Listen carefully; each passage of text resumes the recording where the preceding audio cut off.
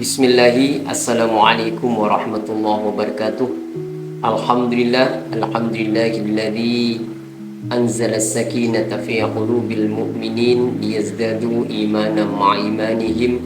Asyhadu an la ilaha illallah wa asyhadu anna Muhammadan 'abduhu wa rasuluh.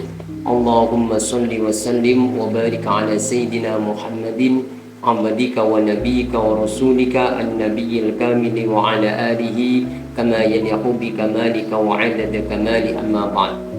Alhamdulillah, segala puji bagi Allah yang telah melimpahkan karunia demi karunia kepada kita, terutama karunia iman dan karunia ketakwaan yang membuat kita makin terkonektivitas dengan Allah Subhanahu wa Ta'ala, merasakan kenikmatan di dalam beragama karena hati kita ini telah ditempati dengan ketakwaan kepada Allah Subhanahu wa Ta'ala.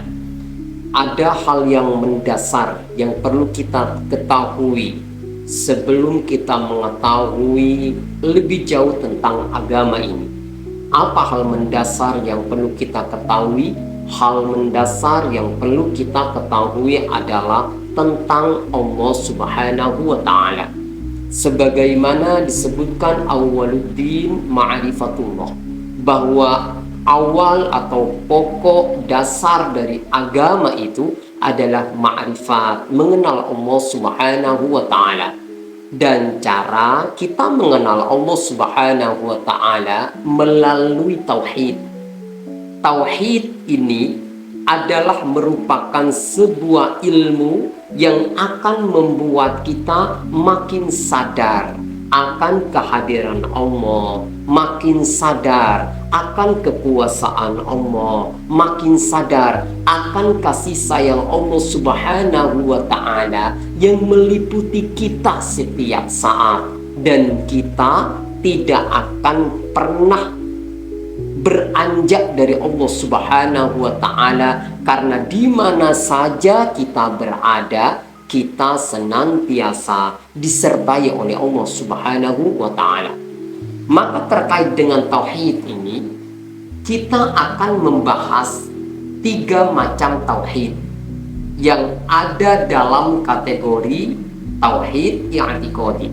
Pertama adalah tauhid rububiyah. Tauhid rububiyah ini adalah sebuah kesadaran yang dihadirkan di dalam hati kita bahwa Allah Subhanahu wa Ta'ala satu-satunya pencipta sekaligus pemelihara kehidupan kita. Ketika kita menyadari ini, maka kita sudah memasuki gerbang ketenangan dalam menjalani hari-hari yang akan kita lewati. Kenapa demikian? Karena selama ini betapa banyak orang yang cemas memikirkan bagaimana kehidupanku ini, bagaimana rizkinku, bagaimana jodohku, dan hal-hal yang lain yang berkaitan dengan kehidupan kita.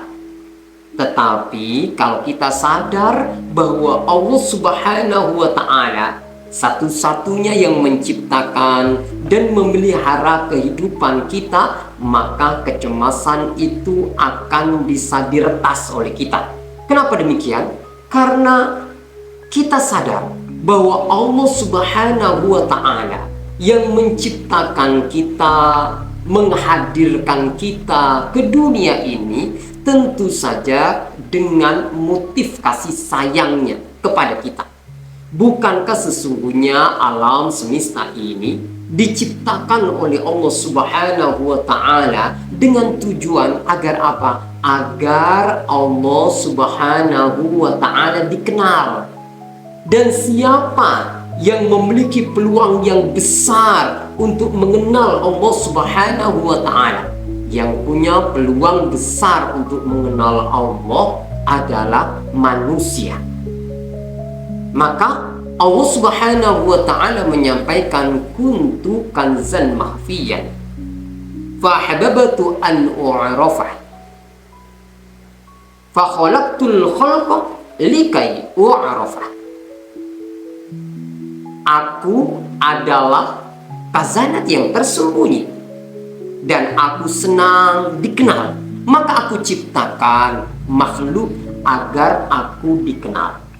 Dan ketahuilah sesungguhnya Allah Subhanahu wa ta'ala menciptakan manusia tidak ada lain agar manusia kenal kepada Allah Subhanahu wa ta'ala yang disebut dengan ma'rifatullah. Wa ma khalaqtul jinna wal insa illa liya'budun. Tidak kuciptakan jin dan manusia kecuali agar menyembah Allah. Artinya, kata Ibnu Abbas, liya'rifun, agar mengenal Allah Subhanahu wa ta'ala.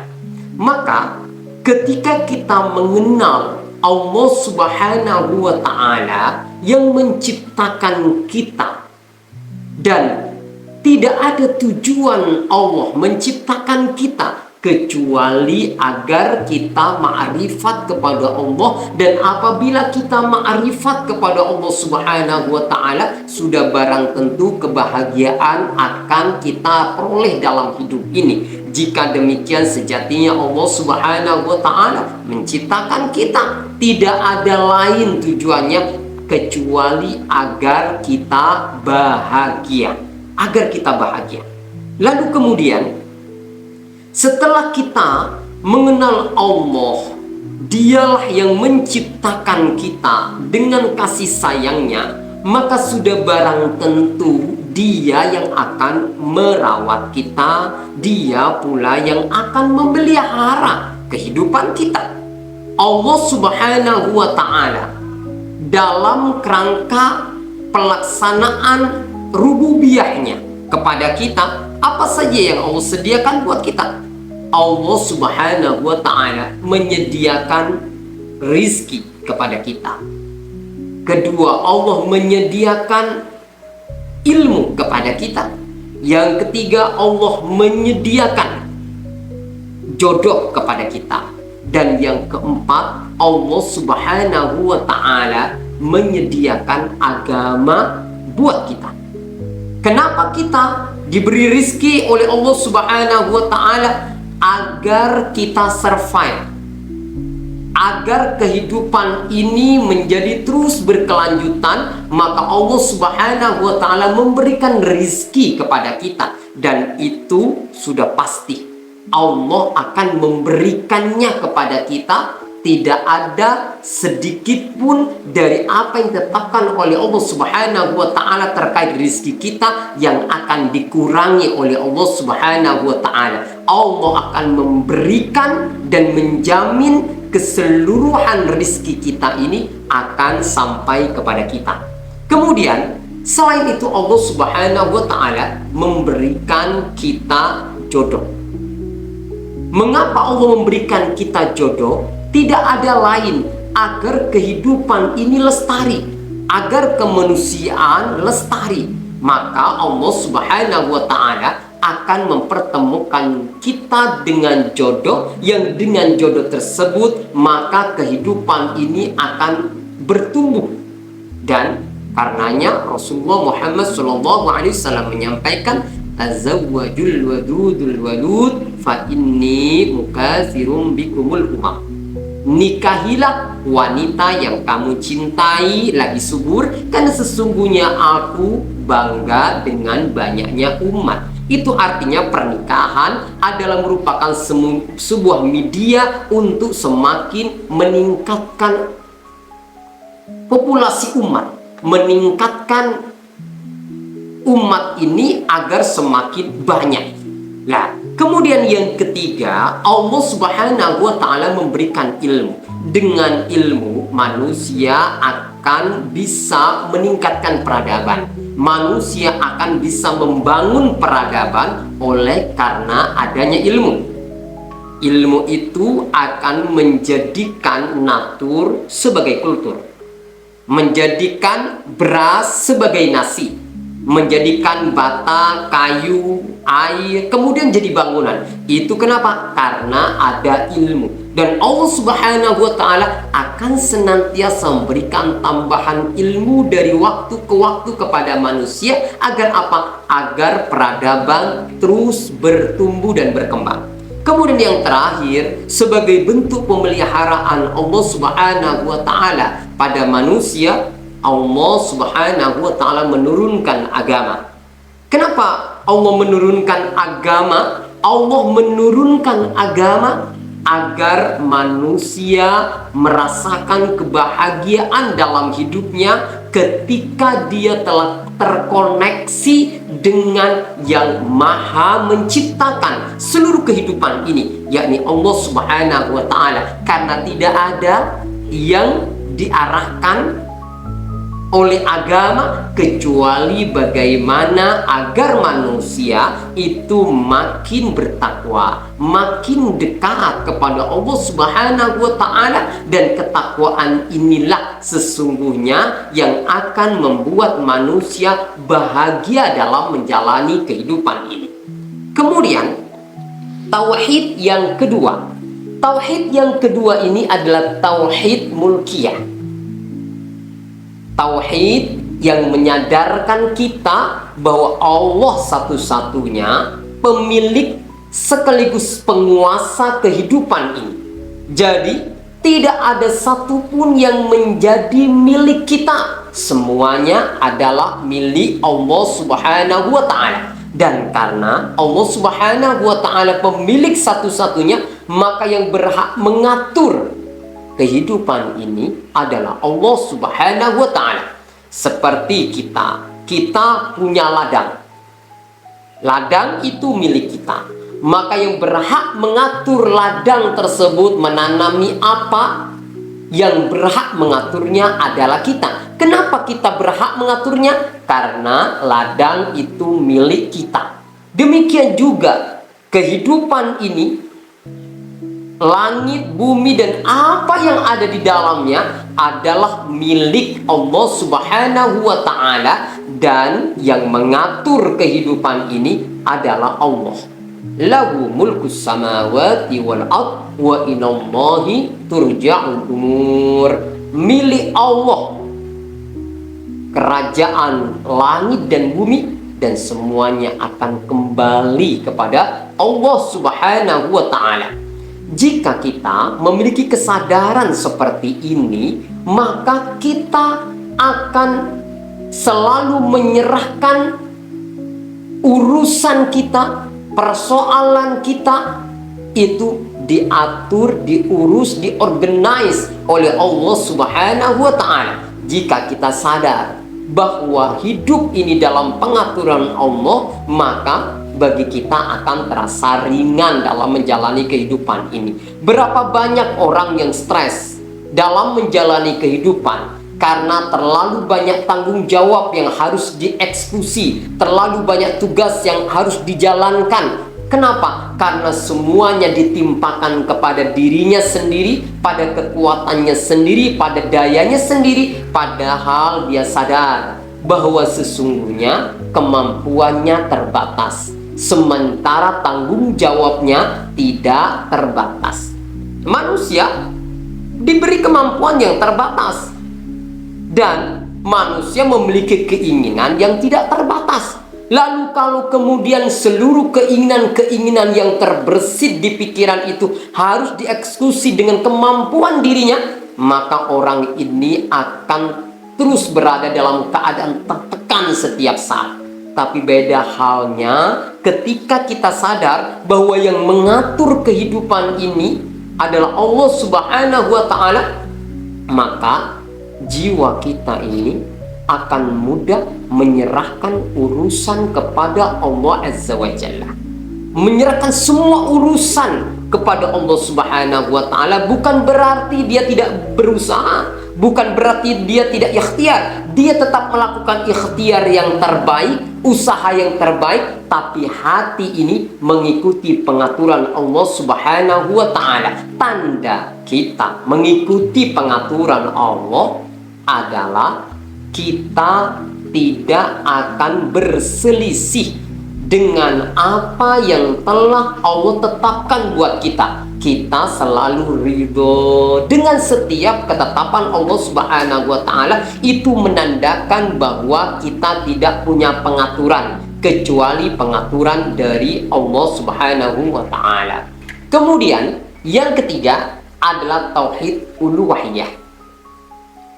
Tauhid uluhiyah ini adalah kesadaran yang dipatrikan di dalam diri kita bahwa Allah Subhanahu wa Ta'ala satu-satunya kecintaan, satu-satunya sesembahan, satu-satunya tujuan dalam hidup kita. Ilah atau la ilaha illallah, tidak ada sesembahan, tidak ada kecintaan, tidak ada tujuan kecuali Allah Subhanahu wa Ta'ala. Maka membuat kita ini setiap langkah, setiap gerak, setiap prestasi, setiap pencapaian yang menjadi tujuan dalam hidup kita tidak ada lain kecuali bagaimana Allah puas terhadap kita, bagaimana Allah ridho kepada kita. Karena ketika kita bisa memuaskan Allah, membuat Allah ridho kepada kita, maka kita pun akan mendapatkan kepuasan dalam menjalani kehidupan ini. Dan untuk itu, bagi orang yang menyadari Allah satu-satunya sesembahan, maka berarti satu-satunya kecintaan. Tidak ada yang kita cintai dalam kehidupan ini kecuali Allah Subhanahu wa Ta'ala. Dan bagaimana kalau kita mencintai manusia? Boleh mencintai manusia, tapi mencintai makhluk, mencintai manusia hanyalah ekspresi dari mencintai Allah Subhanahu wa Ta'ala. Demikian juga setiap apa yang kita lakukan kepada makhluk, tujuan kita bukan makhluk itu agar kita diapresiasi, agar kita dipuji, agar kita dielu-elukan. Tidak. Kita ini berkarya melayani makhluk, melayani manusia, tidak ada lain kecuali agar Allah ridho kepada kita. Bukankah jalan terbaik untuk mendapatkan ridho Allah adalah dengan cara mengisi kebahagiaan di hati sesama? Maka dalam konteks ini, al-ilah, dalam konteks mencintai itu adalah mencintai Allah. Dalam bentuk beribadah kepada Allah Subhanahu wa Ta'ala secara langsung atau directly, itu mencintai Allah yang gaib. Tetapi kemudian mencintai Allah yang tampak, yang zuhur, yang tampak dalam kehidupan kita adalah dengan cara kita melayani sesama. Semakin sering kita melayani sesama dengan cinta karena Allah Subhanahu wa Ta'ala, maka kita akan mendapatkan kepuasan dalam menjalani kehidupan ini. Maka 3 tauhid ini harus benar-benar kita jadikan sebagai modal perjalanan dalam kehidupan kita. Orang yang telah mapan tauhid rububiyahnya, maka dia akan selalu menempatkan dirinya sebagai hamba Allah Subhanahu wa Ta'ala. Bagi orang yang telah mapan tauhid mulkiyahnya, maka dia akan menempatkan diri sebagai khalifah Allah fil ardi. Ketika orang mapan tauhid uluhiyahnya, maka dia selalu menempatkan diri sebagai kekasih Allah Subhanahu wa Ta'ala yang sama sekali tidak ingin berpaling dari Allah. Semua apa yang dilakukan, semua aktivitas yang dijalani tidak ada lain kecuali agar mendapatkan ridho dari Allah Subhanahu wa Ta'ala. Maka orang-orang yang memiliki 3 tauhid ini, pertama, orang yang sudah memiliki tauhid rububiyah, dia tawakal kepada Allah Subhanahu wa Ta'ala atas setiap urusan yang dia hadapi. Sementara orang yang sudah menyadari akan tauhid mulkiyah ini, dia menyerahkan seluruh urusan dunia dan akhiratnya kepada Allah Subhanahu wa Ta'ala. Dan orang yang sudah mendalam menghayati tauhid uluhiyah ini, dia telah menyerahkan dirinya kepada Allah Subhanahu wa Ta'ala, karena sesungguhnya kebahagiaan itu didapatkan ketika dia sudah bertemu dengan Allah, menyerahkan diri kepada Allah Subhanahu wa Ta'ala dengan keikhlasan yang sangat mendalam, dengan aktivitas tanpa pamrih kecuali ingin mendapatkan ridho dari Allah Subhanahu wa Ta'ala. Semoga yang sedikit ini memberikan manfaat bagi kita semua. Assalamualaikum warahmatullahi wabarakatuh.